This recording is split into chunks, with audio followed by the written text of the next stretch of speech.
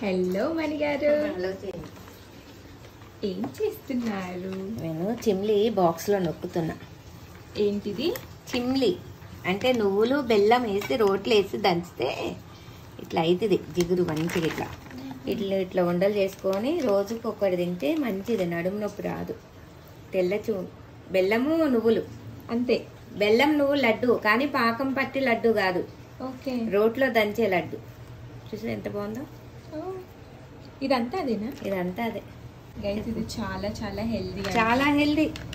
అబ్బో ఇగో చూడు, అసలు నూనె ఎట్లా వచ్చేస్తా, అసలు ఏమి వేయలేదు ఇందులో.